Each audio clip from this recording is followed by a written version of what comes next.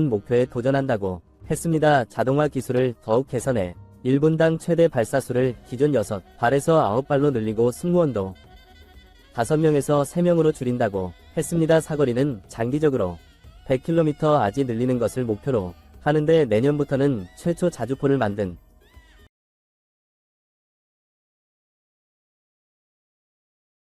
한국과의 계약을 차이피 미루며 프랑스 잠수함을 택했던 인도네시아가 최근 펼쳐진 놀라운 상황에 입을 다물지 못하고 있어 화제입니다. 이번에 대선에서 승리한 프라보일은 과거에 일 때문에 한국에게 강한 반감을 가지고 있는 상황인데 전투기 기술을 치도록 조장 또는 방조의 신의를 져 버리는가 하면 다 국가와의 계약으로 한국을 무시하는 듯한 태도를 일삼아 왔습니다. 그럼에도 한국은 방산 기술력을 지속 높여 갖고 있는 엄청난 성과와 함께 세계 각국의 시선을 사로잡고 있습니다. 이에 인니 언론이 뒤늦게 한탄하기도 했는데 무슨 일이 벌어진 것인지 자세히 살펴보겠습니다. 브라보는 지난달 20일 대선 승리가 사실상 확정되자 가장 먼저 행한 일이 중국으로 달려간 것이었습니다. 그는 지난달 말부터 내지 4월 2일까지 중국을 방문해 시진핑과 회담하고 공동관심사에 관해 의견을 교환한 것으로 나타났습니다. 공식 취임은 올해 10월 2일 중국에게 아부를 떠는 일을 먼저 한 것입니다. 인니는 현재 차이나 머니를 필요로 하고 동남아에서 세력을 키우려는 중국과 이에 관계가 맞아 떨어졌다는 분석입니다. 지난해 개통한 자카르타 반둥 고속철도 동남아 최대 수상 태양광 발전 프로젝트 등 대규모 인프라 사업에 중국 자본이 상당수 투입돼 있습니다. 취임식도 하지 않은 당선인 신분으로 해외 방문과 그 나라 정상과의 회동은 모두 이례적인 일입니다. 마르코스 주요 필리핀 대통령의 경우 취임 6개월 후에야 초청을 받아 중국에 간 바 있습니다. 브라보는 중국 방문 후 곧바로 도쿄로 건너가 기시다 총리와도 회담을 했는데 중국과 일본 사이 균형을 조금이나마 맞추려는 의도로 풀이됩니다. 인니와 일본은 2021년 방위 장비품 기술 이전 협정을 체결한 바 있고 일본은 중국, 미국에 이어 인니의 세 번째로 큰 무역 상대국이 이전부터 많은 일본 기업이 인니에 투자하고 있습니다. 이런 관계들을 감안하더라도 한국을 건너뛰고 중국과 일본을 방문했던 것은 의도적으로 한국을 무시한 것이다라는 의견까지 나오고 있습니다. 브라보가 한국을 특히 싫어하는 이유가 있는데 그 중요한 사건은 1998년으로 거슬러 올라갑니다. 브라보 육군 사관학교를 졸업한 1974년부터 수아르 독재가 무너진 1998년까지 특전사령부 지휘관으로 근무하면서 동티모르와 파푸아 등지에서 미운동을 펼치는 세력에게 수많은 전쟁 범죄를 저지르고 인권을 탄압해 비판을 받았습니다. 당시 동티모르 독립을 적극 지지하며 상록수 부대를 파병하는 등 가장 앞장서서 도던가 바로 한국입니다. 라보는 1998년 해외로 망명을 떠나는 수모를 겪었는데 미국은 그를 2022년까지 입국 금지 명단에 넣기도 했습니다. 2001년 귀국한 프라보일은 이후 펄프 회사를 설립했고 파와 석탄 광업 등으로 사업을 확대해 2천억 원 상당을 벌어들였습니다. 그리고 2008년 그린 드라 창당한 세 번째 대선 도전 끝에 당선자가 된 것입니다. 브라보가 국방 장관이든 2019년부터 한국과의 계약이 어긋나고 보란듯이 다른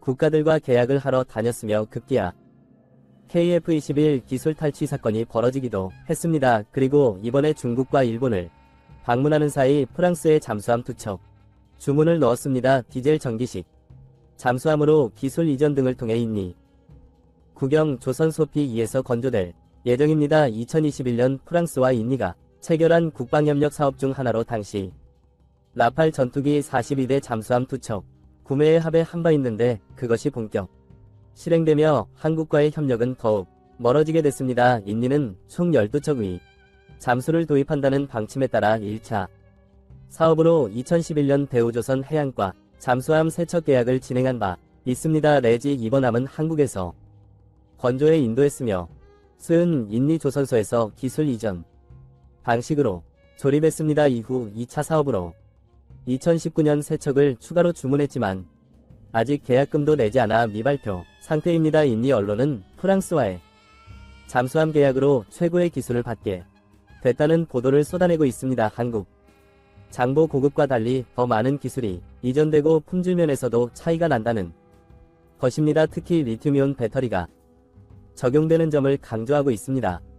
그리고 곧 자국에서 건조될 예정이라며 기대감을 드러내기도 했습니다. 하지만 최근 한국에서 벌어진 상황에 최고의 협력 국가를 놓쳤다는 한탄이 일부 언론을 통해 나오고 있습니다. 인니 대표 언론 조나 자카르타는 현대중공업의 신체호함이 한국 해군에 적기 인도된 점을 놀라워하며 수많은 국가에서 이를 보기 위해 몰려든 점을 언급했습니다. 인니가 프랑스의 잠수함 주문을 한 바로 다음날 진체 올해 인도 인수식 개최됐고 그 기술력에 감탄한 것입니다. 지난 2021년 도산한 창호 지난해 모함에 이어 장보고 세배 7일 사업의 마지막 잠수함입니다. 전투 선화 체계 등 주요 핵심 장비를 국산화했으며 SLBM 운용이 가능한 수직 발사관이 탑재되어 있습니다. 그리고 공기 불효 추진 체계와 소음 저감 기술 등 최신 기술이 적용되어 있습니다. 수중에서 약 한 달 동안 작전을 펼칠 수 있는데 8개월간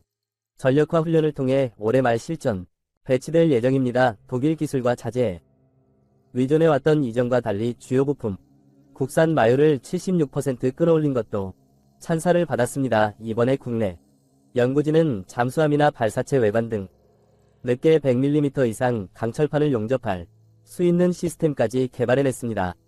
그동안은 전자총 같은 핵심 장비를 독일과 영국, 프랑스, 일본 등에서 수입해왔지만 국산화를 통해 50% 이상 저렴하게 제작할 수 있게 된 상황입니다. 수식에는 미국, 폴란드, 호주, 페루, 필리핀 등 해외 9개국의 군 관계자들이 참석해 높은 관심을 샀습니다. 현대중공업 대표이사는 암정 수출에 새로운 전기를 마련하게 될 것이라며 기대감을 드러냈습니다. 한국은 이들 참여 국가의 함정 수출을 타진 중이며 미국과는 방산 분야 오유지 보수 협력이 검토되고 있습니다. 그들은 해군 잠수할 운용부대 하이 제작 중인 장보고 세배치 이건조 시설을 둘러보기도 했는데 그 놀라운 기술력에 감탄을 아끼지 않았습니다. 한나오션은 이들 최신의 잠수할 세척을 모두 수주에 건조 중이며 현재 운영 중인 장보고 1급 12톤 장보고 2급 1800톤 잠수함에 대한 창정비 및 성능 개량 사업도 진행하고 있습니다.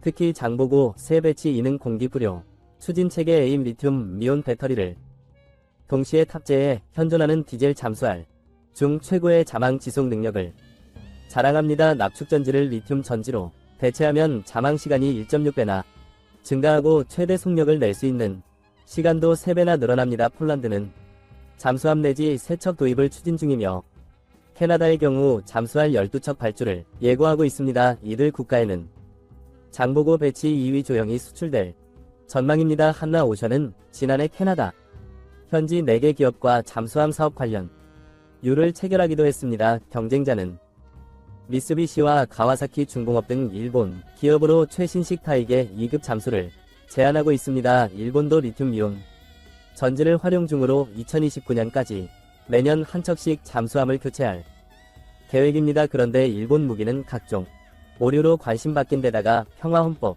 등으로 수출에 각종 제한이 걸려있어 쉽지 않은 상태입니다. 그리고 2021년 2월 자위대 잠소류가 부상하면서 콩콩 화물선과 충돌한 일도 있었습니다. 이로 인해 함교와 통신 장비가 크게 파손됐으며 선순 균열로 바닷물 누수까지 발생했었죠. 일본은 2016년 호주에 신형 잠수화를 수출하려 실패했고 유의 수송기를 하려고 했으나 이대로는 구매가 불가능하다는 동보받아 좌절해야 했습니다. 포장되지 않은 활주로 해서 이착륙 능력이 불충분했기 때문입니다. 결국 잠수함 사업도 한국이 따낼 가능성이 높습니다. 사우디 또한 한국 잠수함에 관심을 보이고 있습니다. 사우디 국방차관은 지난달 한국을 찾아 KF-21 천궁이 도산한창호함 등을 둘러봤습니다. 최근 홍해와 페르시아만에서 해상교통로가 위협받자 올해 내로 중형 잠수할 최소 4척 있을 결정할 예정입니다. 페루, 콜롬비아 등 중남미 국가들도 노후 잠수함을 대체하려는 중으로 이들은 이미 방산 분야에서 한국과 깊은 관계를 맺고 있습니다. 재래식 추진 잠수함 보유국은 42개국이며 원자력 추진 잠수함은 미국, 영국, 프랑스 등 몇 나라가 안 돼 수료 자체는 재래식 잠수함이 더 많은 상태입니다. 현대중공업도 수출형 잠수함 개발에 나서고 있습니다. 영국 밥폭과 무장체계 등을 준비하는 한편 지난달 라이진 엑스원 수출형 잠수함 개발을 위한 모유도 체결했습니다. 장보 그보다 더 작은 규모의 잠수함을 준비 중인데 걸프만이나 홍해 럼수심이 얕은 바다가 있는 지역에서는 소형 수압을 운용하는 데 효과적입니다. 미국 시장 또한 방산의 진출 기회가 열려 있습니다. 미국 조선산업은 자국 해군 등의 발주 물량만 기다리는데 돈이 되는 민간 분야는 한국, 중국, 일본 등에 내준 지 오래입니다. 2015년부터는 군함수 중국에 밀리는 결과로 이어졌고 수리조차 제대로 되지 않고 있습니다. 미국은 시설이 낡고 기술이 뒤처지되다 생산성도 형편없습니다. 가장 최신 드라이독 1962년 만들어졌고 1883년 지은 드라이독 쓰고 있습니다. 넬토르 미 해군 장관은 지난해 2월 2회 청문회에서 중국에는 13개의 조선소가 있으며 한 곳의 생산 능력은 우리 모든 조선소를 합친 것보다 많다고 토로했을 정도입니다. 미국은 내년에 7의 신규 전투함을 주문할 예정이었으나 캐파가 부족해 6척으로 줄이기로 했습니다. 미국 해군은 연간 목표인 잠수함 2척도 만들 수 없습니다. 조선소 캐파가 연간 3척에 불과하기 때문입니다. 이미 발주했던 군함과 잠수함은 수년씩 인도가 늦어지고 있습니다. 그리고 2021년 남중국해 작전 중 충돌 사고로 파손된 군함은 3년이 지나도 수리가 끝나지 않았습니다. 완료 시점은 2016년으로 잡혀있는데 신규 건조가 우선 순위에 있어 계속 밀리는 중입니다. 반면 현대중공업은 작년에 울산급 호위 아민 천안함과 춘천남 이어 올해 신체화합을 적기에 인도하면서 기술력과 사업관리 역량 건조 비용 측면에서 우수성이 주목받고 있습니다. 지난해 11월 미해군 해상체계 사령부와 지난 2월 델토르 장관이 국내 조선소를 찾기도 했습니다. 한국에게 군 건조와 수리를 늘 맡길지 긴밀히 논의하고 있는 상황입니다. 결국 한국이 중심이 되고 있습니다. 한국은 인류와의 협력을 끝내고 더 많은 나라와 관계를 강화해 가길 바랍니다. 결국 있어서는 만들 최악의 결과가 나오고 말았습니다. 최근 반리 인근 해역에서 원인 모를 이유로 통신이 두절된 1, 2의 잠수함은 세계 각국의 전폭적인 지원에도 불구 고작 3일이 불과한 짧은 구조 시한 때문에 1초 앞을 다투는 급박한 상황이 계속던 중 마침내 삼동 강난 잠수함 잔해가 발견되자 인리 당국은 망연자실하며 동시에 무슨 일이 있어도 정확한 원인을 규명할 것을 강한 어조로 천명했습니다. 분명한 건이 구역은 오래전부터 중국 어선들과의 갈등이 빈번히 발생했던 곳이었고 만약 외부적인 요인에 의해 침몰한 것이 사실이라면 반드시 그 증거가 남을 수밖에 없기에 인리 측은 곧바로 한국군의 긴급 기술 지원 요청을 타전했다. 기술력만이 위문의 사건 전부를 독일산 재래식 잠수함 난갈라함이 실종된 건 지난 21일 오전 3시경 53명이 순조원을 태운 채 어뢰 훈련을 위해 떠나니 잠수함은 선내로 물이 들어오고 있다는 마지막 동신의 끝으로 행방불명된 점으로 볼 때 전문가들은 침수가 발생하면서 전력이 끊기고 통제력을 잃어 심해로 가라앉았을 가능성이 크다는 비관적인 전망을 내놨습니다. 인리 당국은 끝까지 수색을 포기하지 않겠다는 의지를 보였으나 건조된 지 40년이 지난 구식 재래암의 한계상 가라앉는 순간부터 선체는 걷잡을 수 없이 찌그려 것이고 탑승자들의 생존 가능성 또한 오해 수렴한다는 것이 전문가들의 의견이었던 예측은 결국 현실이 되고 말았습니다. AFP 통신에 따르면 최근 군 당국이 수신 800과 넘는 지점에서 갈라위 신호를 받은 후수 구조합을 이용해 갈라함이 잔해를 발견했다고 전했는데 구조 시한인 72시간을 한참 넘은 시점인데다 생존 가능 한계를 아득히 초과한 깊은 수심이 없기에 뒤늦게 모든 희망이 끝났음을 무거운 여자로 전하기도 했죠. 하지만 이후 인리군은 무언가에 놀란 듯 긴박한 움직임을 보이기 시작했습니다. 해군 참모총장에 따르면 비록 승조원을 구출하는 데는 실패했지만 침몰된 정 원인이 아직 밝혀지지 않았고 누로 인한 정기 문제라고 하기엔 이상한 점이 한두 가지가 아니라며 즉시 모든 잔해를 수거할 것을 명령했습니다. 그도 그럴 것이 당시 심해에서 지인 사진 속엔 양갈라함은 조각으로 붓이 진 처참한 광경이었어요. 흔적과 냉각 부품, 잔망경에 쓰이는 부품 등 각종 잔해들이 어질러져 있었는데 만약 기술적인 부분이 문제였다면 적어도 갈라 산산조각 날 이유는 없으며 이는 사실상 어뢰 폭발과 같은 강한 외부적 충격에 의한 것이 유력해 보였습니다. 충격적인 것은 실제로 잔해 속의 열내 관련 부품이 발견됐다는 것이었고 이것이 인리 측의 부품이 아니라는 것을 증명할 수만 있다면 갈라 참을 사건은 완전히 새로운 국면을 띠게 될 것이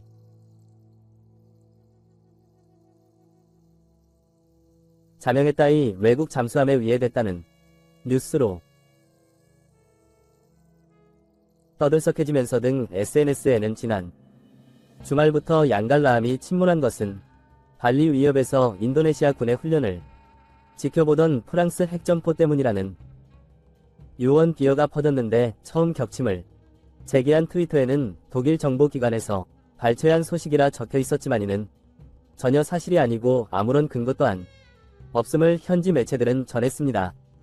하지만 이후 제기된 의혹은 조금 달랐는데요. 한국이 건조한 인리의 새 잠수함을 함정에 빠뜨리기 위해 중국 핵 수하의 수중 지뢰를 설치하는 장면이 목격됐다. 그나 미군 대장 초계기의 정찰 결과 난갈라함이 침몰한 지역에서 엄청난 양의 수중 지뢰가 발견됐다는 글도 잇따라 올라왔는데 이와 관련 인리 해군은 우선적으로 수준 로봇에 의해 촬영된 갈라 함의 상태로 볼 때 폭발에 위한 것이 아니고 사고 당시 훈련을 위해 정박해 있던 해군 또한 아무런 보이냐 물보나 확인하지 못했다는 등 의혹을 일축하는 듯 보이면서도 한편으론 구체적 원인을 더 조사해 볼 필요가 있다며 외부 요인에 대한 가능성을 완전히 부정하지는 않았습니다. 그 이유는 해당 정보가 일부 사실로 드러났기 때문이었습니다. 3개월 전 영국 가디언지에 따르면 슬로워시 섬 남부 인근 해상에서 어부가 수중 드론을 발견해 신고한 사건을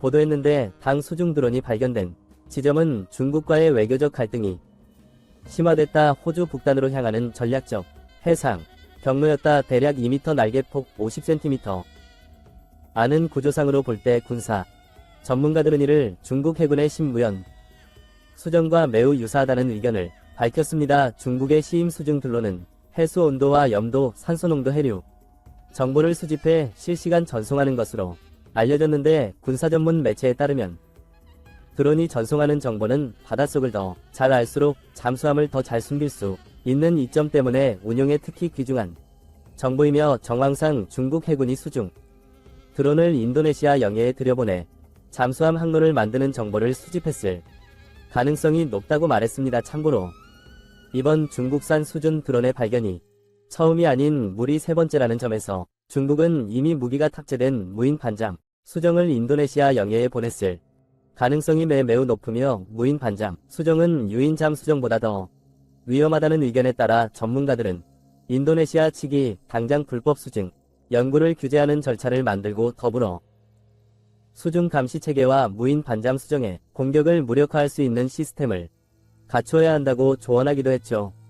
정리하자면 수중 로봇에 의해 촬영된 정체불명의 어뢰 부품 사진과 더불어 과연 무엇이 난갈라함을 산산조각 낼 정도로 큰 충격을 주었는지 구체적인 진실 규명이 필요했고 이를 위해선 반드시 잔해들을 바다에서 건져내 심도 있는 조사를 진행할 필요성이 제기됐습니다. 하지만 현재 이는 그런 기술이 전무한 상태인데요. 과거 아르헨티나에서 발생한 우아노 침몰 사건 또한 1년이 지나서야 가까스 900m 해저에서 잔해들을 발견했음에도 기술력의 부족으로 인양을 포기할 수밖에 없었고 그렇게 사고 원인 또한 갖가지 추측만이 했을 뿐 지금까지도 베일에 쌓인 채 바다와 함께 수장되고 말았는데요. 이에 인리는 한국군에게 즉시 도움을 요청했습니다. 이는 최근 한국이 미국에서 도입한 평택급 구조화의 노후화에 대응하기 위해 순수 국산 기술로서 수상함 구조합 두 척을 전력화하고 있다는 소식을 접한 데 다른 것으로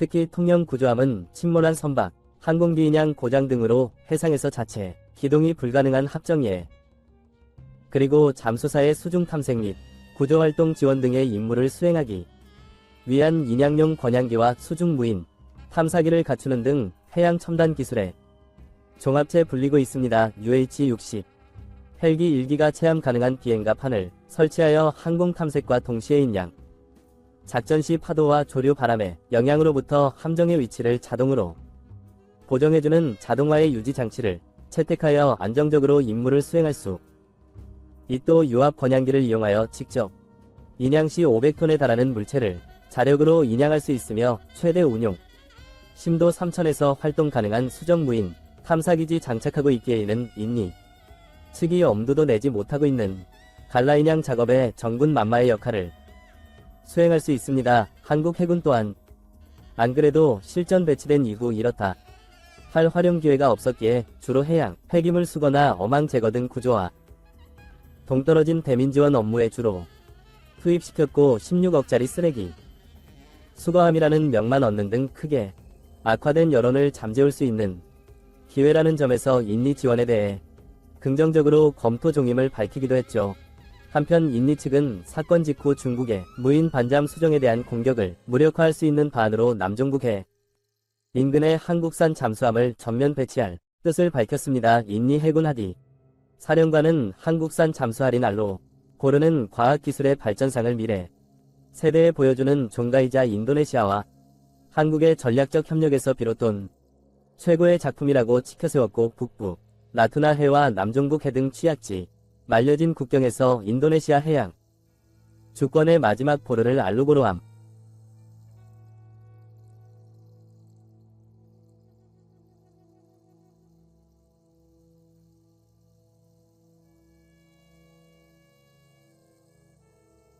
주권은 타협의 여지가 없다고 경고함과 동시에 곧바로 해상 경계 강화를 위한 전력 보강 추진 계획을 밝힌 바 있는데요. 알루고로함 사태가 종국 해군이 저지를 것이라는 일말의 가능성을 놓지 않고 있다는 증거이며 그럼에도 침몰의 원인을 두고 밀도가 높은 몸보, 해협에서 흔히 발생하는 내부에 의한 것일지 모른다는 전문가의 의견을 경청하는 등 모든 이용가 명확해질 때까지 외교 발언을 자제하겠다는 신중한 기조를 취하고 있는 상황입니다. 다만 인리군은 만약 갈라함이 침몰로 인히 외부적 요인에 의한 것이 밝혀지는 순간 그들은 이 모든 사태에 전적으로 책임져야 하며 그렇지 않을 경우 전례 없는 군사적인 행동을 감당해야 할 것이라 경고하기도 했죠. 한편으로 전투함이 아닌 최초의 기술함 지원이라는 점에서 한국 해군에 또 다른 역사가 쓰일지 귀추가 주목되고 있습니다. 우랄아이에서 세계 최강의 독일산 자주포의 심각한 결함이 드러나자 K9 자주포가 더욱 주목을 받고 있다. 세계 최강 자주포를 불리는 독일 만일 우크라이나 전선에서 큰 활약을 하고 있다고 알려졌지만 최근 문제가 생겼습니다. 우크라이나는 총 30대 미만의 PC-1000을 서방통 맹국대 아포스트로피 S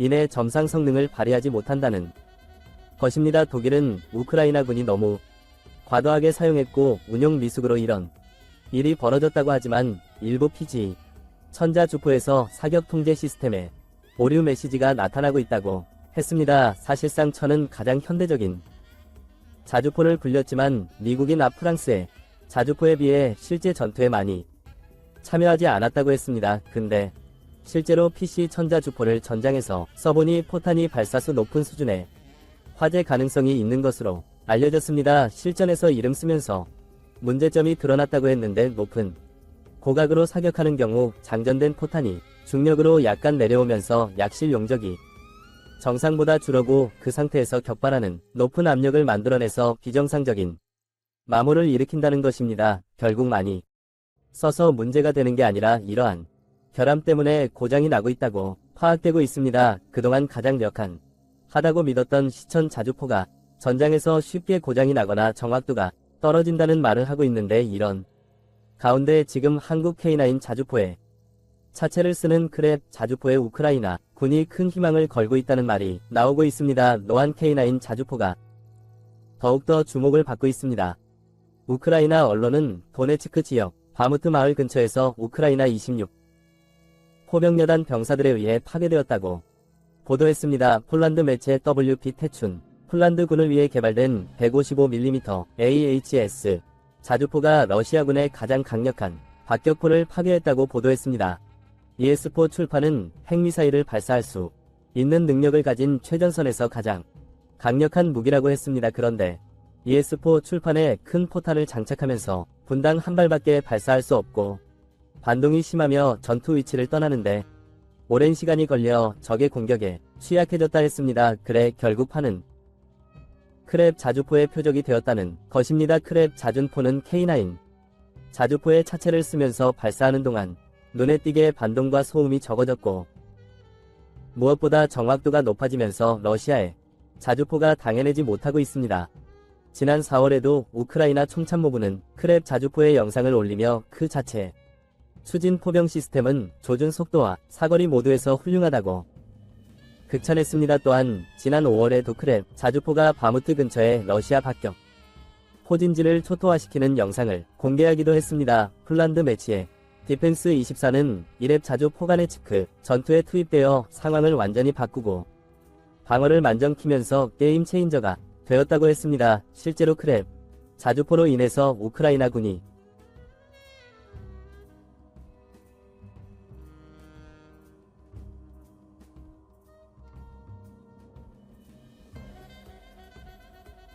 서방의 자주포에 비해 더 높은 정확도와 대포 사격에 대한 노출 감소가 큰 이점이라고 했습니다. 사실상 이 모든 것이 포격 시 흔들리지 않고 기동성이 뛰어난 차체에서 오는 것인데 세계 최고의 자주포라 불리는 한국산 K9 자주포 차체를 달았기 때문이었습니다. 폴란드는 지난해 5월 18문 크랩 자주포를 우크라이나에 지원했는데 이 자주포는 서방이 준 자주포와 차원이 다르다고 했습니다. 지난 19일 뉴욕타임스는 우크라이나에 도착된 서방의 무기가 형편없다고 보도했습니다. 미국 등 서방이 지원한 무기에는 러시아 드론과 미사일을 막는데 효과적인 방공 시스템도 있었지만 대대적인 정비가 필요한 재고 무기가 포함되어 있었다고 했습니다. 국방 전문가들은 우크라이나의 무기고의 30% 항상 수리 중이며 이는 대반격에 대비해 모든 무기를 다 확보해야 하는 입장에서는 굉장히 높은 비율이라고 했습니다는 그간 우크라이나 정부가 고장난 재고 무기를 받고도 기부자들이 곤란하지 않도록 항의를 참아왔는데 우크라이나 정부 항구의 관계자는 서방 무기가 열악하고 사용할 수 없는 상태로 도착해 전투에 투입하지 못하고 재사용하기 위해 부품을 해체하는데 지쳤다고 토로하기도 했습니다. 최근 이탈리아 정부가 우크라이나에 기증한 33 자주포의 경우는 엔진에서 연기가 피어오르고 다른 자주포는 엔진에 냉각수가 새는 동영상이 공개되기도 했입니다. 노한 우크라이나 정부는 미국 방위업체 울트라 더펜스 코퍼레이션에 1980달러 254억 원을 내고 자주포 33대 수리를 맡겼는데 이 중 13대가 지난 1월 전투 임무에 적합하지 않은 상태로 우크라이나로 재운매 있다고 했습니다. 또한 러시아의 침공 이후 지난해 말 기준으로 우크라이나는 무기 공급 업체에 8억 들러 1조 271억 원 이상을 지불했으나 이에 다른 무기를 전부 또는 부받지 못했다고 했습니다. 결국 우크라이나에 전달된 서방의 무기의 상태가 형편없었고 새로 주문한 것도 인도가 늦어지면서 우크라이나 대반격 계획에 차질을 빚고 있다는 것입니다. 대부분 유럽 국가들은 그동안 실제로 전쟁이 일어나 이라고는 생각하지 않고 계속 군비를 줄여오며 노화된 장비들은 거의 가동하지 않고에 처박혀 있었습니다. 우크라이나 전쟁이 터지자 이런 장비들을 지원한다고 주었지만 거의 가동이 안 되거나 고장이 나서 수리하는데 애를 먹는 것들이 많았다는 것입니다. 나토에 가입된 서유럽의 나라들은 전쟁이 빨리 끝나기를 바라지만 인접국인 폴란드는 참전도 불사하겠다는 생각으로 우크라이나를 지원하고 있습니다. 우크라이나가 이번에 영토를 잃으면 폴란드도 위험해질 수 있다는 것입니다. 이 때문에 폴란드가 우크라이나에 지원하는 무기는 차원이 다르다고 말하고 있습니다. 여기서 폴란드는 러시아가 점령한 땅을 수복하기 위한 우크라이나의 대반격에 결정적 역할을 할 무기를 지원하면서 이번에도 한국의 힘을 빌리려 한다는 말이 나오고 있습니다. 얼마 전 폴란드가 국산 K808 장갑차를 구매하려다가 공동개발로 선회하려는 기사가 나왔습니다. 일각에서는 폴란드가 한국산 장갑차 라이센스 생산으로 경제적 이익을 노린다 그나 기술 이전을 받기 위해서가 아니냐고 부정적인 시각으로 바라봤습니다. 그런데 지금 폴란드의 내부적인 고민을 알고 있는 이들은 K800 파리제 크랩 자주포가 될 것이라고 말하고 있습니다.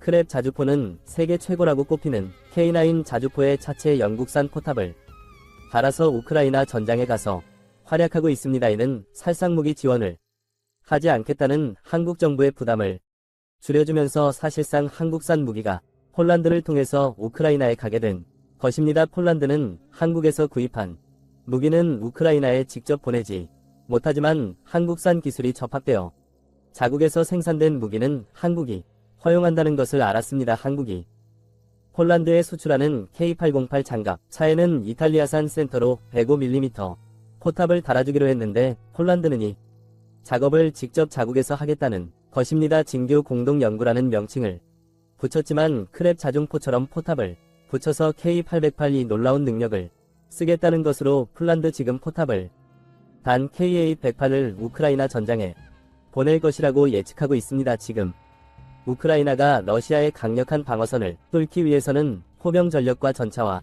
함께 병력을 싣고 적의 참모를 뚫기 위한 장갑차가 필요한 상태입니다. 한 전문가는 장갑차와 병행하여 보병은 돌파 구역의 참모를 뚫기 위해 전진해야 하는데 3km 폭 구간에서 활 10개의 지역을 통과해야 한다고 했습니다. 문제는 러시아가 까이놓은 지뢰와 포격을 견디고 빠르게 전진할 수 있는 장갑차가 필요한데 바로 K800 해낼 수 있다는 것입니다. K808은 420마력의 엔진으로 최고 속도 100km 갈 수 있으며 각종 화기나 파편 지뢰, 폭발에도 생존할 수 있는 강력한 방어력을 지니고 있습니다. 무엇보다 K808 차량과 철도를 만드는 빠른 생산 공정으로 현대로템이 만들고 있기에 다른 경쟁국들이 따라올 수 없는 속도로 납품할 수 있습니다. 폴란드는 EK8080 통영군라는 이름으로 자국에서 생산하여 폴란드군은 물론 우크라이나에 보낼 것으로 예상되고 있습니다. 그런데 군사적인 목적에도 경제적인 측면에서도 이유가 있다고 했습니다. 폴란드는 핀란드의 파트리아에서 개발한 다목적 차륜형 장갑차 파트리아 AMVTO 로소 아이리는 이름으로 라이센스 생산하고 있는데 생산허가 2023년에 만료됩니다. 그렇게 되면 라이센스를 연장할지이면 다른 장갑차와 할지를 선택해야 하는 상황입니다. 이 시점에서 한국산 K800 800호 눈에 띄었습니다. 파트리아 AMV N대당 72억 이때 성능이 별반 차이가 없는 K808 대당 20억이 아닙니다. 미국의 스트라이커는 독일의 박서 등과 비슷한 성능을 내면서도 이들과 비교해도 기격 절반 수준입니다. K808위 가성비는 어떤 장갑차도 따라올 수 없다는 것입니다. 지난 4월 폴란드는 암모소 장갑차 100대를 우크라이나에 판매하겠다고 했으나 이제 이것이 한국산 장갑차 K808로 바뀔 수 있다고 전망하고 있습니다. 지난 20일 폴란드 매체 디펜스 24는 한 장의 사진을 올리며 로켓포 통합 지하스 차량 3대의 첫 번째 배치가 하나 공장에서 조립 및 통합을 위해 한국에 도착한 지 불구 한 달 만에 마산 항구에서 하루 뒤 폴란드 파익스 트럭이 배송되었습니다. 보도했습니다.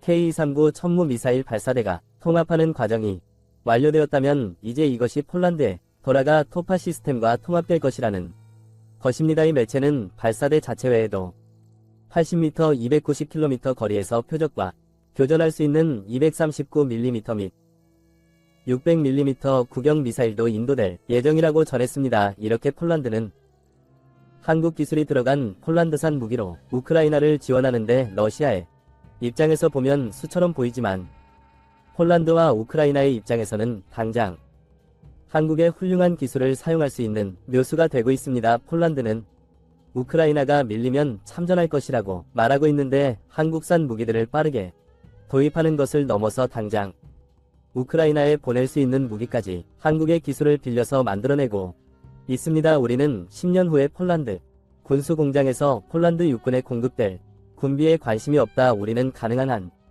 빨리 군대를 무장시키는 데만 관심이 있다. 폴란드 국방부 차관 보이치스쿨 키에 비지 블랙팬서 6대가 뛰냐. 항구에 도착했고 곧 20기계와 여단에 인도될 예정이다. 폴란드군은 이제 28대의 K전차를 보유하게 되었다. 2023 6.16 마이우스 블라슈 이크 폴란드 국방부 장관 지난 16일 폴란드가 또다시 6대를 전달받자 폴란드 물론 유럽 전역에서 크게 주목하며 큰 화제가 되고 있습니다. 이번 전달로 유럽에서의 의심은 이제 확신으로 변하고 있습니다. 폴란드 한국과 지난해 8월 K전자 1000대 K9자 주포 672 계약했는데 불과 4개월 만에 K 전차 10대 K9 자주포 이문을 전달했습니다. 이후 K전차는 계속적으로 전달되어 지난 16일 전달된 6대를 포함해 28대를 주었고 K9 자주포는 지난 1월 12문 추가 납품하여 현재까지 총 36문 납품했습니다. 폴란드가 한국과 대규모 계약을 맺을 때 나토의 많은 국가들은 허황된 폴란드의 무기 도입 계약에 대해 부정적이거나 비판해 목소리가 많았습니다. 왜냐하면 그동안 유럽에서 그렇게 많이 계약한 것도 보지 못했지만 그렇게 빨리 받아본 적도 없었기 때문입니다. 하지만 실제로 한국에게서 초스피드로 물량을 받는 것을 보고 정말 그렇게 많은 물량이 정해진 기간 내에 납품되는 것이 현실로 보여지죠. 이제는 우리 도를 외치고 있습니다. 최근 우크라이나 러시아의 전쟁이 점점 격렬해지면서 푸틴은 벨라루스에 핵을 배치하고 나토는 첫 집단 빅미 계획을 추진하고 있습니다. 푸틴은 러시아는 나토보다 더 많은 핵무기를 갖고 있다면서 국가가 위험해질 경우 핵무기를 쓸 수 있지만 그럴 필요는 없다라고 여유를 부리는 듯 겁을 주었습니다. 나토는 러시아의 위협에 대항하고자 30만 명 이상의 병력을 준비 상태에 둘 것이라고 했습니다. 당장 투입될 30만 명이 병력이라는 것은 그에 해당하는 무기 또한 긴급히 필요하다는 것입니다. 위여름 F-166에 대한 우크라이나 조동사 훈련이 시작되는데 을까 정말로 F-16 가지고 우크라이나가 러시아와 맞서 싸운다면 당장 어떤 일이 벌어질지 예측할 수 없을 정도로 큰 우려가 되고 있습니다. 이런 가운데 폴란드의 한국 상케 이전 차이 18대가 1년 도체되지 않아도 달했다는 것은 지금 당장 러시아와의 전면전까지 준비해야 하는 나토 국가들에게는 큰 희망이 되고 있습니다. 글로벌 군사매체 디펜스원은 나토 국가들이 러시아와의 전쟁을 위해 우크라이나를 무장시키는 대부분의 무기가 폴란드를 통해서 전달되고 있다고 했습니다. 그러면서 토마스 스자 코프스키 나토 주재 폴란드 대사에 인터뷰를 전했는데 그는 유럽에서 가장 좋은 보증 공식이 나토라 믿습니다 하며 우크라이나의 나토 가입에 대한 실질적인 진전을 보여야 한다고 말했습니다. 그러면서 폴란드가 얼마나 큰 노력을 하는지를 설명하며 폴란드는 어떤 면에서 우크라이나 전쟁에 더 큰 책임을 지게 될 운명입니다. 우리는 기본적으로 서방 연합군에 화력을 제공해야 합니다. 우리는 동부전선의 핵심입니다라고 말했습니다. 또한 폴란드가 미국의 힘으로 싸울 것으로 기대하지만 폴란드 군대 기획자들은 2023년 이후 100대의 현대식 탱크 3개에서 두 번째로 큰 아파치 헬기 함대 가장 큰 자주 포부대 등의 목표를 가지고 있다고 말했습니다. 이렇게 말하면서 폴란드는 미국과 한국산 무기와 시스템을 구매하고 있지만 일부 품목을 자체적으로 공동 제조하기 계약을 체결하고 있다고 했습니다. 한국과의 공동 제조를 말하는 것이었습니다. 또한 그는 유럽에는 우리가 필요로 하는 것이 없었습니다. 우리가 가지고 있는 시스템의 예비 부품이 절대적으로 부족합니다라며 이 때문에 한국과 협력하여 탱크를 만들고 유럽에서 발판을 마련하는 것이라고 했습니다. 폴란드를 비롯한 많은 유럽 국가들이 전차와 자주포 등을 주문했지만 제때 받지 못했는데 특히 헝가리는 독일 라인메탈의 2018년 내 레오파드 전 차사 144대 주문했지만 지금까지 단일대도 받지 못했습니다. 이 때문에 폴란드의 발언과 행보는 유럽 국가들에게 유럽 내에서는 제때 무기를 공급받을 수 없다는 현실을 일깨우며 우리가 해결책을 찾았으니 폴란드를 따르라는 식으로 들렸습니다. 폴란드 국방부 차관은 올해 총 국방비 지출은 GDP 최소 4%인 43조를 쏟아 부을 것이라면서 폴란드는 10년 뒤에 올 무기에 관심이 없다며 당장 무기와 장비를 확보해야 한다고 말했습니다. 그러면서 다른 곳은 오래 걸리지만 현재 한국만이 폴란드의 요구를 충족시킬 수 있다고 했습니다. 현재 체코, 루마니아, 슬로바키아, 핀란드, 에스토니아 등은 유럽에서만 무기를 구매할 생각이었지만 이제는 한국 기업에서 저렴하게 더 빨리 납품받을 수 있다는 사실을 알게 됐다고 했습니다. 지난 16일 불가리아 매체 불가리안 밀리터리닷컴의 보도가 인상적이었습니다. 이 매체는 폴란드에 전차 6시가 또다시 도착하자 폴란드가 내걸었던 이케 전자를 폴란드에서 생산해 유럽에 수출하겠다는 기사를 대서특필했다. 군사 매제 디펜스 24위 편집장인 레이 그라프의 트시 전 세계 국방 커뮤니티에 파문을 일으켰다고 했습니다. 레이 그라프가 지난 15일 올린 트윗은 K전자가 폴란드 공장에서 곧 출시된다는 소식이었습니다. K전자가 폴란드 방어에 그치는 게 아니라 전역 배포용으로 설정되면서 인근 유럽 국가들은 물론 글로벌 수출용으로 생산된다는 말이었습니다. 폴란드에서 설계된 최고 수준의 인프라와 다양한 혁신적인 구성 요소를 완벽하게 갖추고 있으며 한국은 원활한 문형을 우회 포괄적인 교육 및 물류 패키지를 제공한다고 했습니다. 또한 화력이 없는 전차가 무슨 소용이 있겠냐면서 이 패키지에는 제도업체 귀중한 기술 지원과 함께 탄약 공급까지 포함되었다고 했습니다. 그러면서 탱크 가들은 달력에 2023년 4월 2일을 표시하라. 이 날은 군사발전의 세계에서 역사적인 이정표를 세운 날이라고 했습니다. 이 체가 강조합이 역사적인 날은 폴란드 국영 방산업체와 한국의 현대로템이 손을 잡은 날이었습니다. 한국의 방산업체가 유럽에서 최신 전차를 생산한다는 것이 역사적인 일이라고 말한 것입니다. 불가리아가 지난 12월 폴란드 전화를 걸었을 때 폴란드 이미 10대의 K전차를 받았다면서 앞으로 블랙팬서의 레이드 버전 캐피에를 상상하면 경이로울 정도라고 했습니다. 불가리아뿐만 아니라 체코에서도 캐 전차를 보고 있습니다. 체코는 차기 전차 사업에서 국경을 맞대고 정치, 경제적으로 밀접한 나라 독일에게 또다시 레오파드 신형 전차를 사려고 했습니다. 독일은 구형 레오파드 전차 14대를 무상 지원한다고 유혹했습니다. 하지만 지금 체코는 이 유혹을 떨쳐버리고 K전차에 대한 관심으로 옮겨가고 있다고 했습니다. 체코 군사 전문가 밀란 니콜라스는 인터뷰에서 레오파드 27 또는 2A 모델은 구매에서 인도까지 장시간이 소요되어 한국 K전차를 신속히 받는 것과는 대조된다 말했습니다. 즉 빨리 받으려면 한국산 전차를 사야 한다는 것이었습니다. 이제 폴란드의 K전차 K9 자주포 수십 대가 단 몇 개월 만에 인도되는 것을 눈에 본 유럽 국가들은 몇 년이 되어도 받기 힘든 거래를 포기하고 한 한국만을 바라보고 있습니다. 한 폴란드 군사 매체는 어떻게 한국의 방산업체들이 미국이나 유럽과 다르게 그렇게 빨리 무기를 인도할 수 있는지를 집중 취재를 통해서 말려주었습니다. 이 매체는 한국 하나에어로 스페이스의 공장에서 그들은 K9 자주포에 대한 폴란드 주문을 이행하기 위해 6대의 자동화 로봇과 150명의 직원이 폴란드용 47톤 K9을 조립하고 있다고 했습니다.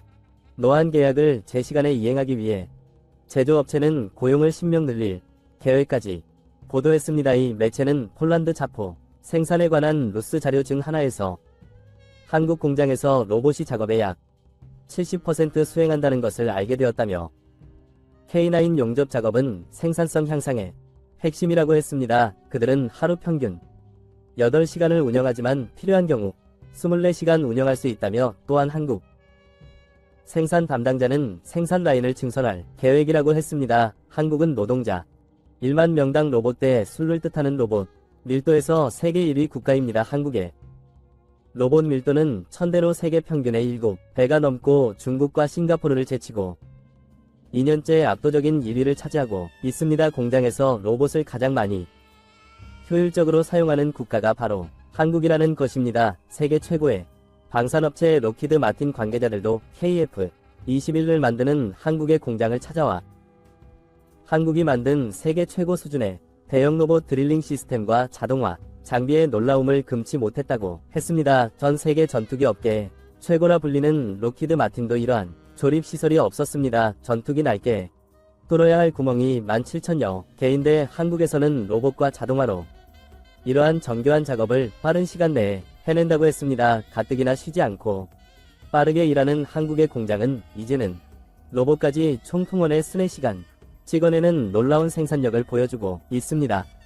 이것이 미국과 유럽과 다른 한국의 속도였습니다. 폴란드는 이제 한국산 무기를 대거 도입하는 동시에 이 놀라운 한국산 무기 제조 시스템을 이용해 유럽에 보급하려는 계획으로 주변 국가들을 다시 한번 놀라게 하고 있습니다. 우크라이나 국방부는 현재 6만 명이 넘는 우크라이나 여성이 우크라이나를 방어하고 있으며 그중 2,000명 70% 우크라이나 군대 입대했다. 러시아의 침공에 대응해 더 많은 우크라이나 여성들이 군대 합류함에 따라의 숫자는 계속 늘고 있다고 말했습니다. 이렇게 여군이 늘어나는 것은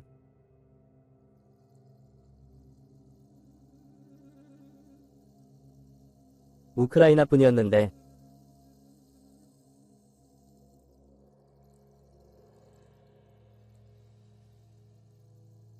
6% 있지만 최근 99% 육박하고 노르웨이는 2015년 나토 국 중 처음으로 여성 의무복 무제를 도입해 2021년 기준 20% 올리갔습니다.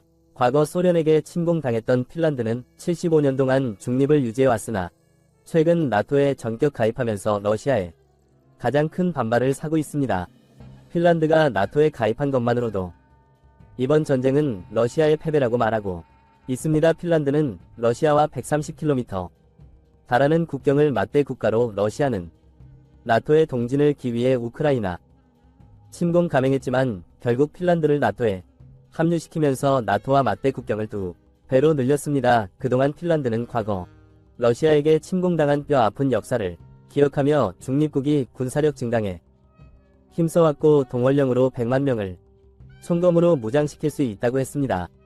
특히 핀란드는 어떤 북유럽 국가보다 강력한 여군의 힘을 가지고 있는데 핀란드 여군이 운용하는 기갑부대 힘이 놀라울 정도라고 했습니다. 여기서 최근 핀란드 여군이 조종하는 K9 자주포 영상이 크게 화제가 되면서 일부에서 훈이 말라는 핀란드 미녀가 조종하는 자주포라는 식으로 재미를 주는 게 아니라 러시아군에게 정말 위협적인 무기가 될 수 있다고 말하고 있습니다. K9 자주포를 모는 핀란드 여군들의 위용이 대단해 보였고 K9 자주 사만에서 일사불란하게 움직이는 동작도 놀라울 정도였습니다. 핀란드는 구 자주포로 지금 엄청난 일을 구상하고 있습니다. 이 인구가 작은 핀란드와 같이 대규모의 정규군을 유지하기 힘든 나라에서는 방어에 가장 유용하고 효과적인 무기체계가 자주포 견인포 전차라고 했습니다. 핀란드는 이에 세계 최강이라 불리는 K9자 중포를 지난 2017년 중고로 48대를 구매해 배치하고 2021년 10월 10대를 추가 발주했으며 지난해 핀란드 내에 주둔하는 캐나다 나토군과 공동으로 쓰겠다면서 18대를 추가로 구매했습니다. 이렇게 총 96대 구매했는데 최근에는 견인포 600대를 자주포로 교체하겠다서 그렇게 되면 700대의 K9 자전포로 엄청난 포병 전력을 갖추게 됩니다. 러시아에게 폴란드보다 더 위협적인 국경을 맞댄 국가가 된다는 것입니다. K9 자주포를 만드는 한호에어로 스페이스의 손재일 사장은 얼마 전 수출 비화를 들려줬는데 지난 2016년 노르웨이가 K9 자주포를 구입하려고 현지 시험을 하는데 이웃나라 핀랜드, 에스토니아 구경을 하려고 침간 있다고 했습니다. 그런데 노르웨이보다 핀란드와 에스토니아가 더 놀랍고 핀란드는 잽싸게 사겠다고 하며 에스토니아 구입 의사를 밝혔습니다. 하나는 지금 등장 신제품을 만들면 시간이 걸리는데 중고라고 사겠냐고 하자 핀란드가 바로 중고 48대를 사겠다고 했고 결국 노르웨이보다 9개월 먼저 구매 계약을 맺었습니다. 그런데 이렇게 북유럽의 국가들이 K9 자주포에 반한 이유는 그 놀라운 성능과 뛰어난 가성비 때문이기도 하지만 더 큰 이유가 있었습니다. 에스토니아 고위 군사 관계자가 2018년 K9 자주포를 운용하는 한국의 부대를 방문했는데 에스토니아 장군이 보는 앞에서 한국군 최고 책임자는 부대에 배치된 신병에게 K9 자주포를 운영해보라고 지시했습니다. 그런데 초년병 쉽게 조작하는 것을 보고 에스토니아 장군이 감동했고 에스토니아는 K9 자주포 문을 계약하고 이후 이 문을 더 계약했습니다. 이것은 처음 다뤄보는 초년병 쉽게 운용할 수 있을 만큼 조작법이 쉽다고 했는데 자주포를 처음 다뤄보는 여군들도 쉽게 다룰 수 있고 정규군이 아닌 여비 그들도 동원되면 바로 다를 수 있다는 큰 장점이 있다고 했습니다. 여성 의무복 무제를 도입해 여군 비율이 무려 20% 되는 노르웨이에서도 이 K9 자주포는 가장 강력한 무기 중 하나로 손꼽히고 있습니다. 2021년 공개된 K9 자주포가 발사될 때 늘하는 노르웨이 여군의 모습이나 올해 공개된 서론을 달리는 구의 위력을 설명하는 노르웨이 여군의 모습도 인상적이었습니다. 가장 강력한 성능을 지니면서도 쉬운 조종법 자동장전 시스템까지 갖춘 K9 자주포는 여군들이 운영의 위력을 발휘하기에 가장 좋은 조건이 되었기 때문에 북유럽 국가들이 K9 자주포를 앞다투어 도입했다고 했습니다.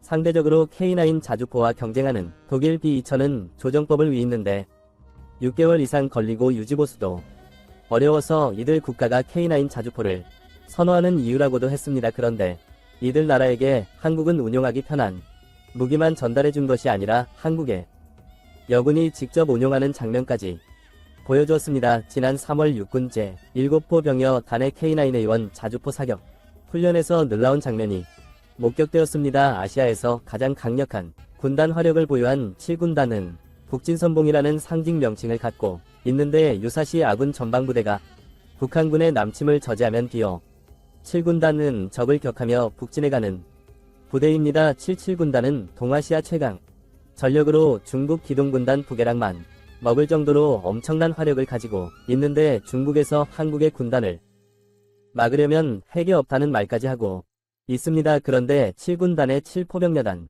소속 번개대대에서 펼쳐지는 K9 자주포 실사격 훈련의 주체는 여군들이 있습니다. 번개대대는 포탄 43발을 발사하며 위력을 과시했습니다. 이 훈련을 지켜본 미군 러스 커핑스푼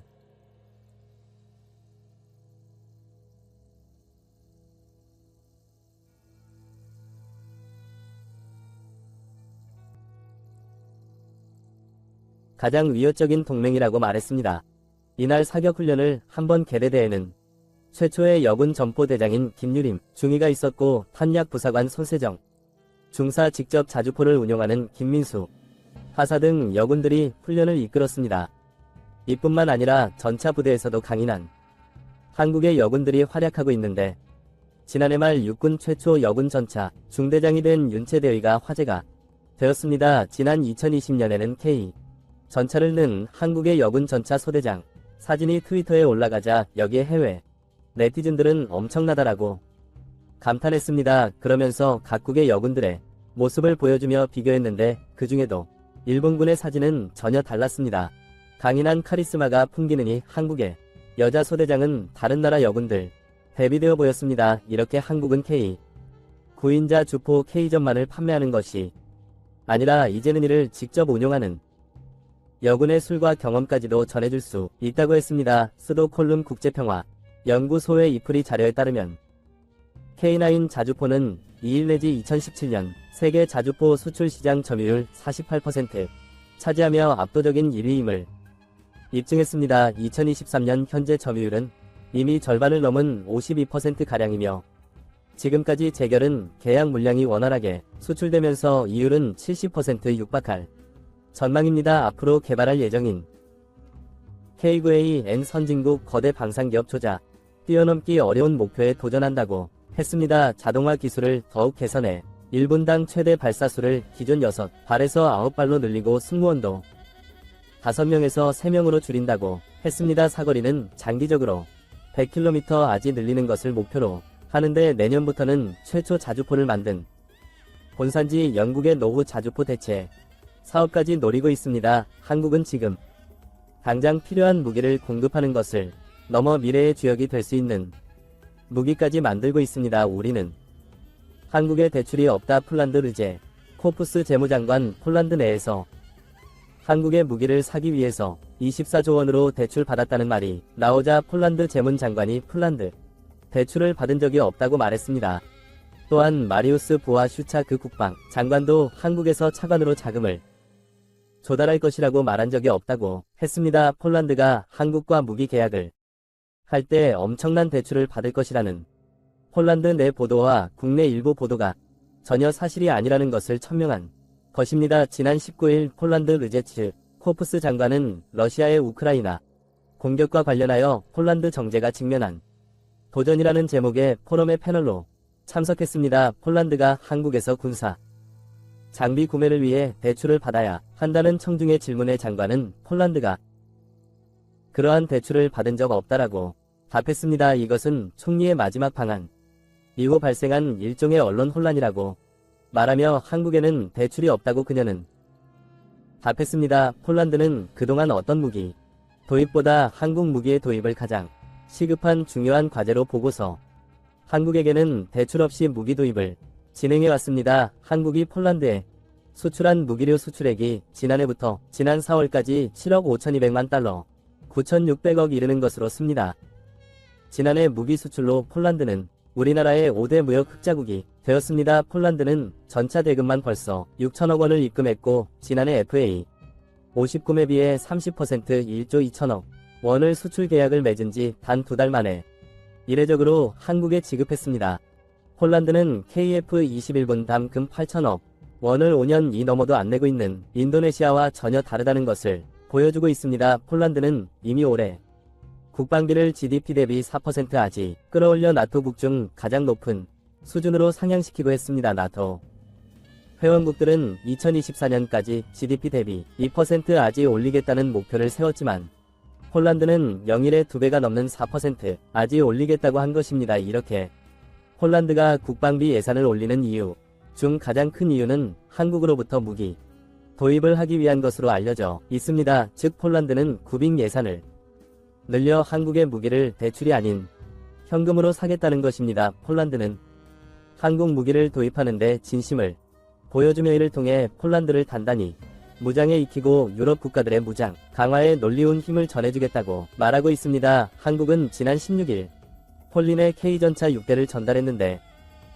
폴란드 국방부는 기존 납기오는 9월보다 약 2개월 앞서 K전차 6대가 폴란드에 도착했다고 밝혔습니다. 이로써 한국은 위례주겠다는 28대 출교를 했습니다. 이렇게 빠르게 납품하는 것은 연내 협상 미차 공급 계약에도 큰 영향을 미칠 것으로 예상되고 있습니다. 그런데 최근 한국 방산 기업들의 마케팅과 폴란드 매체의 콜라보가 유럽의 수출 전략에 큰 영향을 미치고 있다고 하면서 왜 한국이 수출 대국인 이제를 알 수 있게 해준다고 말하고 있습니다. K 전차를 만드는 현대로템은 폴란드의 대표적인 군사 매체 디펜스 24위 기자들을 초청해서 템 창원 공장에서 K전차 시승을 할 수 있게 해주었습니다. 디펜스 24에서 전차와 기갑 부문에 기사를 쓰는 데미안 라트 K전차를 직접 타보고 영상을 올렸는데 그는 오래전부터 K전차의 팬으로 직접 타 보고서는 더욱 놀랍다는 반응을 보였습니다. 잠시 후에 탱크를 타고 이 기계에 대해 더 자세히 알게 될 것입니다. 이 시험 운전이 어떻게 진행되는지 보도록 하겠습니다. 의 주요 장점은 상대적으로 무게가 가볍고 도로와 야전 심지어 물속에서도 모두에서 높은 이동성을 제공한다는 것입니다. 탱크 에어 서스펜션은 어려운 지형과 고속에서도 부드러운 승차감을 제공합니다. 또한 승무원이 필요로 할 때나 지형의 상황에 따라 차량을 낮추거나 올리고 기울일 수 있습니다. 물론 세계 수준의 자동차 전자장치도 주목할 만합니다. 예를 들어 지휘관과 수직 주포에 모두 주 조준경과 파노라마 계측기에 이미지를 동시에 표시할 수 있는 디스플레이 세트가 있습니다. 지휘관의 관측 조준경은 지휘관과 수직 주포 간의 상황 인식 및 조준 작업을 크게 향상시킵니다. 정면 장갑 능력은 다른 유사한 전차의 구조와 동등한 수준입니다. 포탑의 측면 및 지붕 장갑은 반응 보호막으로 강화되었습니다. 제조업체 관계자는 탱크 전체 장갑의 추가 강화가 소프트킬 능동 보호 시스템이며 궁극적으로 한국형과 같은 하드킬이하다고 강조함. KPP 버전의 전차는 현재 전차에 비해 구성들이 변경될 예정입니다. 세부사항은 현재 폴란드와 한국 측 사이에서 협의 중입니다. 폴란드는 실제로 한국 측에서 탱크 자체를 구매하지 않고 주로 기술 협력과 소위 130mm 대포로 무장한 무인 포탑이 있는 기계가 들 K전차의 후속 프로그램에 협조해달라는 초대를 받았습니다. 반면 승무원은 차체 전방에 캡슐형 승무원실로 이동하여 나머지 차량 공간으로부터 완전히 격리됩니다. KPP 버전의 전차는 현재 전차에 비해 구성들이 변경될 예정입니다. 나는 이 전차가 매우 인상적이며 직접 운행해볼 기회가 주어질 때의 차에 대한 생각이 바뀐다는 것을 인정해야 합니다. 우리 폴란드 군대에게는 여러 면에서 매 좋은 선택이 될 것이라고 생각합니다. 그리고 KPL 같은 추가 개발이 이미 예상되며 최종 구성은 과연 어떻게 될까요? 디펜스 24위 에디터 데미안 라트는 K전차를 직접 타보고 큰 인상을 받았다고 했는데 여기에 무인 포탑이 있는 K전차의 후속 프로그램에 졸란 협조해달라는 초대를 받았다고 했습니다. 즉 한국의 차세대 전자지 거론한 것입니다. 그가 말했듯이 폴란드에서는 지난 15 내지 16일째 죽은 사기 수학회에서 현대로템이 공개한 K3전차 기본 청사진에 큰 관심을 가지고 있습니다. 군사 전문 매체 디펜스 블로그가 이를 소개하자 폴란드를 비롯한 주변 국가들은 큰 삶을 보였습니다. 폴란드 내의 WP 채치는 K전차의 후속 K3 전차가 개발된다는 소식을 보도하며 폴란드 1000대를 구입했습니다. 그들은 이미 후속작을 만들고 있습니다. 나는 제목으로 보도했습니다. 이 매체는 K3N 폴란드 전대나 도입한 K2 전차의 심층 업그레이드 패키지가 될 것이라고 했습니다. 또한 루마니아 매체 디펜스 루마니아 한국이 차세대 탱크의 개념을 제시했다고 보도했습니다. 이 매체는 K3는 원격으로 제어할 수 있어서 선택적으로 유인 또는 무인이 될 수 있으며 K3 전차 포탑의 대구경 12.7mm 기관총이 장착된 원격 제어 무장 스테이션이 설치된다고 했습니다. 또한 보호 시스템의 활성, 하드길 및 수동 소프트킬 광전자 센서는 포탑과 탱크 본체에 있고 이 탱크에는 360도 범위를 커버하는 4개의 A4 레이더 안테나도 있다고 했습니다. 현재 유럽의 세대전 개발에 독일과 프린스가 삐걱거리면 언제 개발될지 모르는 상황에 놓이자 한국의 K전차뿐만 아니라 K3 전차도 관심을 가지고 있습니다. 현재 차세대 전차 사업을 추진하고 있는 제코의 군사매체 아르마니 조프보다는 최근 놀라운 제목의 보도를 내놨습니다. 유럽의 무기에 대한 채울 수 없는 군 주립 한국은 불과 3개월 만에 채울 수 있지만 미국은 몇 년의 대기 기간이 있습니다. 이 매체는 미국과 유럽의 군수 공장은 늘어나는 현대식 무기 생산 수요를 감당할 수 없기 때문에 아시아의 군수 강국에 유럽에서 밀려나고 있다고 말했습니다. 지난 1년 동안 우크라이나 전쟁으로 미국과 유럽 무기회 시제품에 관심이 높아졌지만 생산을 증가했음에도 불구하고 수요를 충족시키지 못했다고 했습니다. 이 때문에 유럽의 국가들은 무기에 대한 군 주임을 겪고 있는데 한국 무기 산업에는 반가운 기회가 되었다고 했습니다. 한국은 미국의 오랜 동맹국이라는 많은 무기가 세계적 수준이며 한국은 미국의 오랜 동맹국이라는 문깃과 호환이 되고 무엇보다 국가의 성숙도 때문에 많은 무기가 세계적 수준이며 이 체코 언론은 폴란드가 세계에서 가장 현대적인 전차 중 하나인 한국의 K전자를 주력 전차로 삼아 총 180대 한국에서 올 것이라면서 체코 군도 독일제 레오파드 2를 사용할 수 없다면 한국산 전차로 완전히 대체할 수 있다고 말했습니다. 여기에 폴란드가 주문한 239 천무도 흥미롭다면 노르웨이와 스페인까지 관심을 가지고 있다고 했습니다. 우크라이나 전에서 맹활약한 하이마스의 효용성이 상당하다고 알려지면서 하이마스 노 주문 생산하는데 상당한 시간이 걸리지만 이보다 화력이 센 한국산 로켓 천무는 바로 받을 수 있기 때문이라고 했습니다. 이렇게 한국산 무기에 대한 명성은 지금 폴란드 거쳐 유럽의 각국에서 급속도로 퍼지고 있습니다. 최근 폴란드 많은 돈을 빌려서 한국에 무기들을 사려 한다는 우려가 있었지만 분명 폴란드 현금을 먼저 지불하며 진심으로 한국산 무기들을 신속히 도입했고 이는 그동안 절대 뚫기 힘든 유럽의 방산 시장에